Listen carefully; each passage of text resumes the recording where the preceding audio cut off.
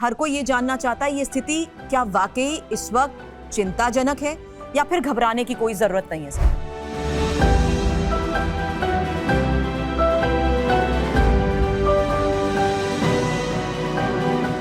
आपने कहा 8 गुना बढ़ गए हैं, ये तो 8 गुना उनमें बढ़े ना जिनका टेस्ट हो रहा है और जो खांस रहा है हर घर में एक आदमी।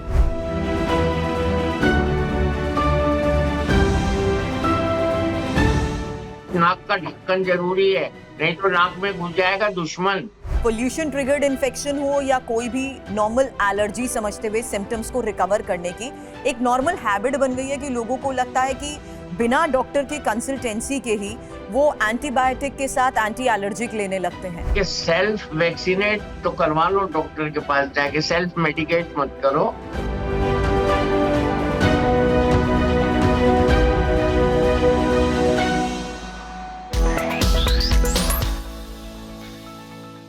नमस्कार, आपके साथ मैं हूं सुरभि शर्मा। दिल्ली में 21 अगस्त तक H1N1 के 1777 मामले सामने आए, जबकि पिछले साल इसी अवधि में सिर्फ 229 केसेस दर्ज हुए थे। पिछले साल के मुकाबले 8 गुना बढ़ गए हैं। ICMR ने भी ये साफ किया है कि देश में H1N1 का कोई नया स्ट्रेन नहीं आया। जो वायरस फैल रहा है वो 2025 से ही सर्कुलेशन में है। इस बीच स्वास्थ्य विभाग के मुताबिक कुल 2392 इन्फ्लुएंजा ए मामलों में से अधिकांश H1N1 के हैं और ऐसा भी पाया गया है कि अकेले एक दिन में 114 नए मामले दर्ज हुए हैं। तो फिर मामलों में इतनी तेजी से बढ़ोतरी हो क्यों रही है? इन्हीं सवालों के जवाब जानेंगे पद्मश्री सम्मानित चिकित्सा क्षेत्र के वरिष्ठ सलाहकार डॉक्टर मोहसिन वली इस वक्त हमें ज्वाइन कर चुके हैं। बहुत बहुत शुक्रिया अपना समय देने के लिए डॉक्टर सर। और सबसे पहला सवाल यही है, क्योंकि हर कोई ये जानना चाहता है ये स्थिति क्या वाकई इस वक्त चिंताजनक है या फिर घबराने की कोई जरूरत नहीं है सर। मैं बड़ा शुभ हूँ ये कहते हुए, और मैं ये बार बार कह रहा हूँ कि हम चंद्रयान, बुलेट ट्रेन और वर्ल्ड्स लार्जेस्ट इकोनॉमी की बात करते हैं, थर्ड लार्जेस्ट, और हम स्वाइन फ्लू जैसी बीमारी को मास्क लगा के रोक नहीं पा रहे। एक छोटा सा काम जो हमें करना था वो था बारिश में मत भीगो, मास्क लगा लो, हाथ धो लो, 2 गज की दूरी कर लो। आपने कहा 8 गुना बढ़ गए हैं, ये तो 8 गुना उनमें बढ़े ना जिनका टेस्ट हो रहा है और जो खांस रहा है हर घर में एक आदमी। उसका क्या अकाउंटेबिलिटी है? वो कहाँ है? सब थोड़ी टेस्ट करा रहे भाई, जो डॉक्टर रिकमेंड कर रहे हैं उनके टेस्ट हो रहे।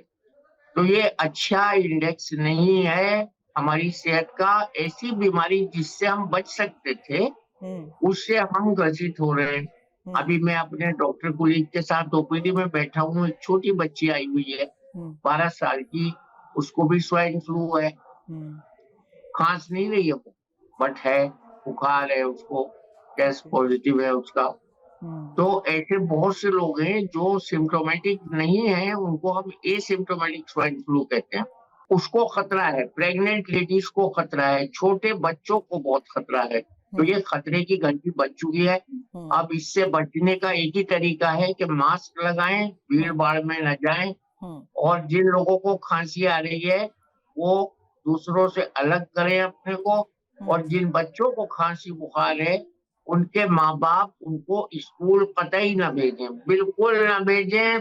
फैल जाएगा बहुत स्कूल के जरिए और इधर उधर मूवमेंट के जरिए फैल जाएगा। बारिश से बचाव करें, रेनकोट पहने, मास्क लगाएं, हाथ धोते रहें, 2 गज की दूरी, जो कोविड प्रोटोकॉल है वो इसका भी प्रोटोकॉल है, क्योंकि वायरल इलनेस है, इन्फ्लुएंजा लाइक इलनेस है। तो ये करना पड़ेगा और टीके वालों को टीका लगाना पड़ेगा। सर, इसी को लेकर मैं अगला सवाल भी आपसे करना चाहती थी। हालांकि आपने ये लक्षण बता दिए, रिस्क कैसे है और बचाव कैसे करें ये तो जाना, लेकिन क्योंकि मौसम में जो अनसर्टेनिटी बनी हुई है, जो बदलाव हो रहे हैं, इस तरह के वायरस एक्टिव हैं और दिल्ली की बात करें तो 54% परिवारों में कम से कम एक शख्स इसका शिकार जरूर है।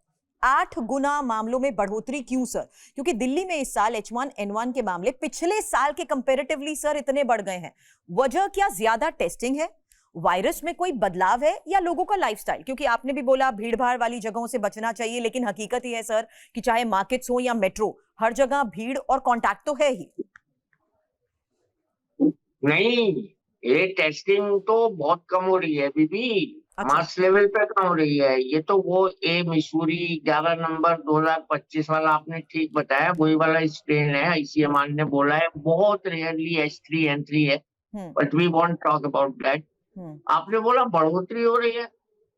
बारिश जो है अब ग्लोबल वार्मिंग से रिलेटेड हो गई है। वर्षा ऋतु नहीं रही जो किताबों में हमने पढ़ा था। जी सर। जाड़े का मौसम, गर्मी का मौसम, वर्षा ऋतु का मौसम। ये सही है कि सावन का महीना अभी चल रहा है, हम्म। मगर ये ग्लोबल वार्मिंग का हिस्सा है। अनप्रेडिक्टेबल रेन उन दिनों में भी होती रही है जब बरसात नहीं थी। हम्म। तो ये बरसात के पानी से जो तमाम चीजें होती है, उसी का एक हिस्सा मानता हूं मैं उसको। हम्म। मॉइस्चर, डिक्रीज इम्यूनिटी, हम्म। भीग जाना, हम्म। एहतियात न करना। और फिर मैं घूम फिर के वहीं आ रहा हूँ, नाक का ढक्कन मत लगाओ तो ये जाएगा अंदर। ये नाक का ढक्कन का आया मैंने इसको पहली बार।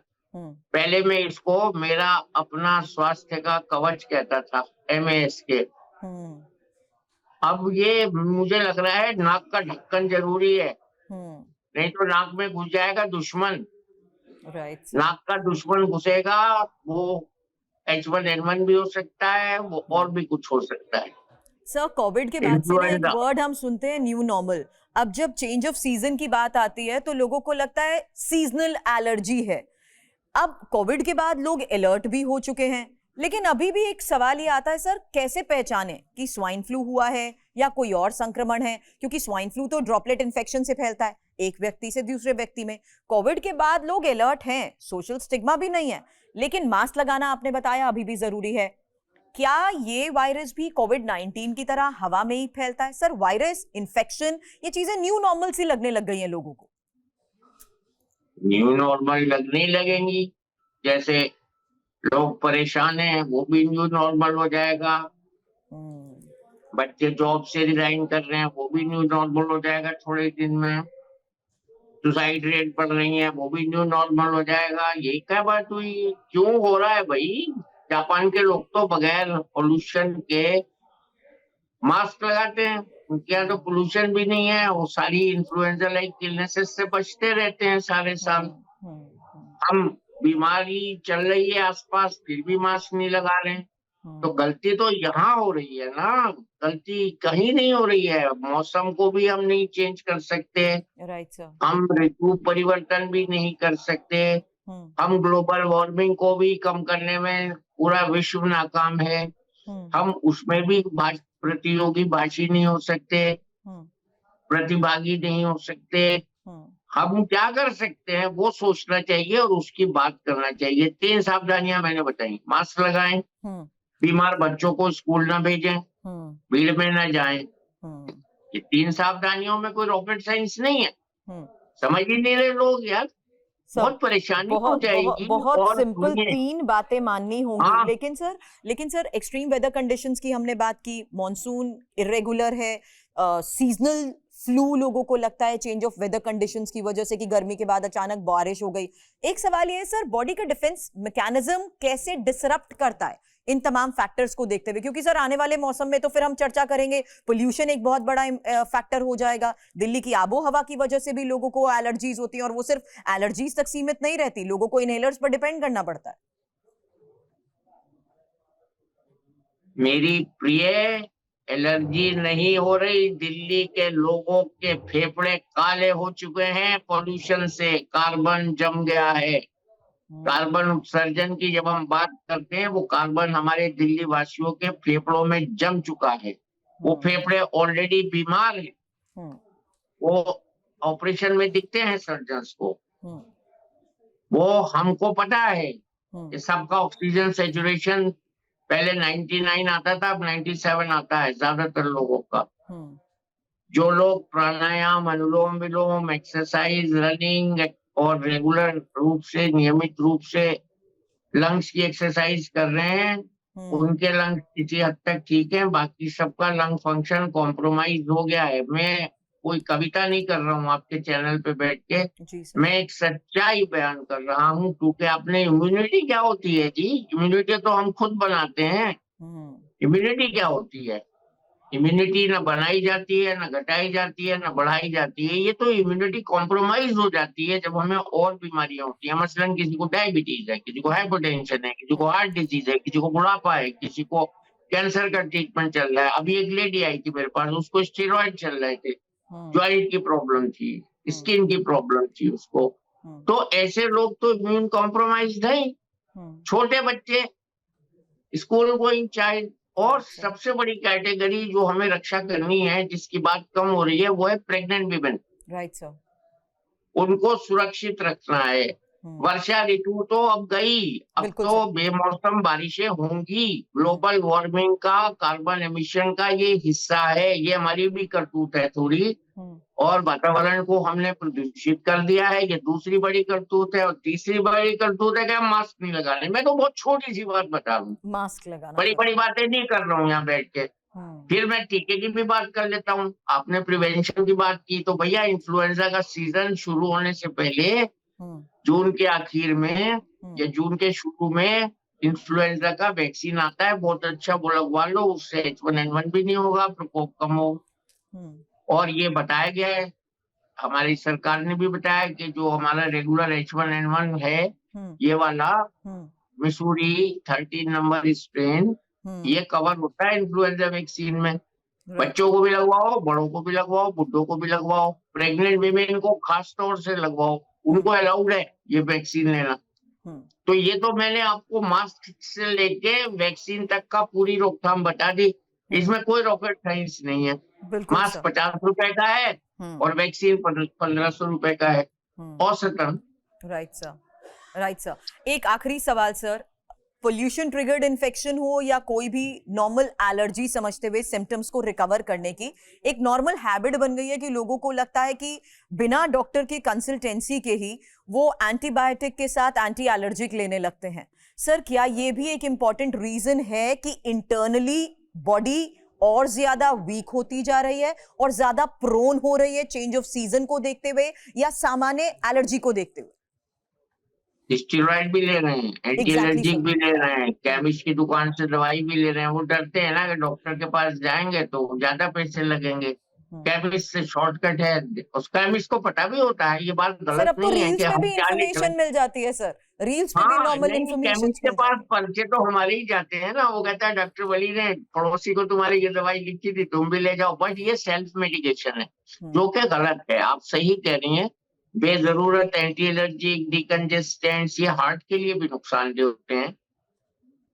बहुत जरूरी पॉइंट उठाया आपने, सेल्फ मेडिकेशन नहीं करना चाहिए। हाँ, टीका खुद जाके लगवाओ, ये तो बड़ा अच्छा सेल्फ प्रिवेंशन है, बट हम्म, सेल्फ मेडिकेशन नहीं करना चाहिए। आपने बहुत बड़ा सवाल कर दिया है। ये हमारे लोग इसीलिए ज्यादा बीमार हो रहे हैं। खांसी आई, जुकाम हुआ, अबे कुछ नहीं है भाई, डॉक्टर के पास जाओगे। सर, जहां पर लोगों को लगता है कि एंटी हाँ, एलर्जिक के लोगों को साथ ये सब नाम एंटी पता लग गए। एंटीबायोटिक्स एंड इंपॉर्टेंट है सर, एंटीबायोटिक के कोर्सेज भी उस लिहाज से पूरे नहीं हो रहे। लगता है कि 2 दिन में फर्क हो गया तो वो भी हाँ, इनकम्प्लीट छोड़ दिया जाता है, जो एक और सबसे हाँ, बड़ा ये तो फैक्टर साबित होते एंटीबायोटिक हैं। का मिसयूज हो गया ना। हाँ जी सर। एंटीबायोटिक मिसयूज हो गया, एंटीबायोटिक रेजिस्टेंस के एक नया चैप्टर खुल गया इससे हमारा।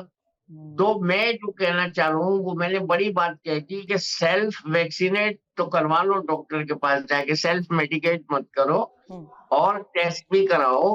हम्म, और ये ठीक होने वाली बीमारी, अगर 48 घंटे में इसकी ऑस्टेलमवीर दवाई चली गई और बच्चे को पर किलोग्राम 0.8 मिलीग्राम पर किलोग्राम के हिसाब से चली गई तो काफी है।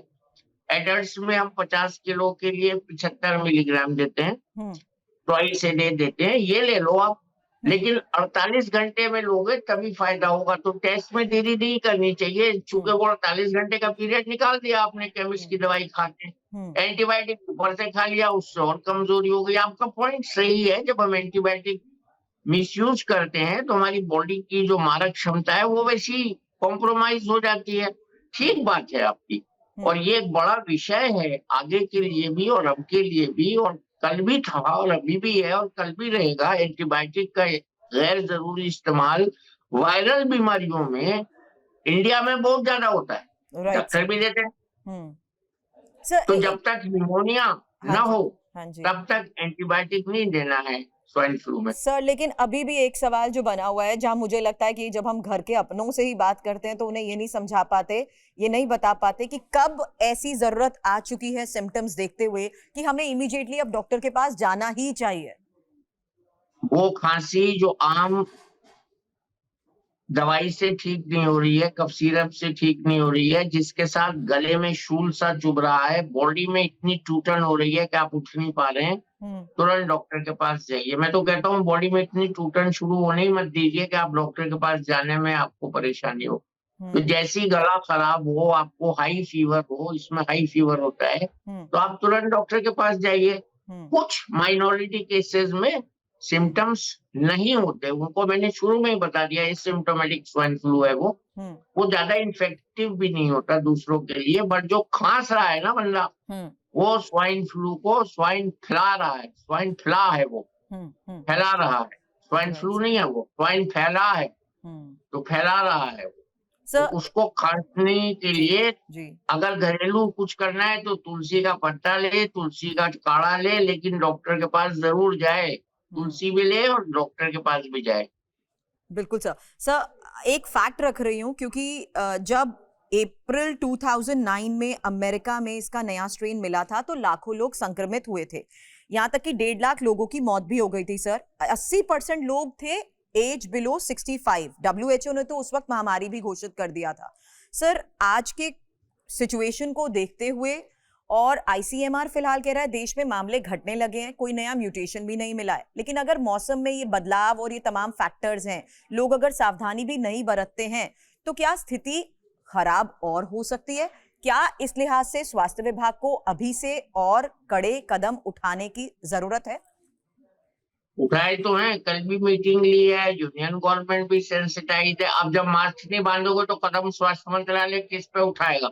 बिल्कुल सर, मैं तो बिल्कुल बेसिक बात कर रहा हूँ आपके चैनल पे बैठ के, जो सबके काम की है, स्वास्थ्य मंत्रालय तो कर ही रहा है। मीटिंग से थोड़ी स्वाइन फ्लू रुकेगा, मास्क से रुकेगा। बिल्कुल सर, मास्क समझो और समझाओ।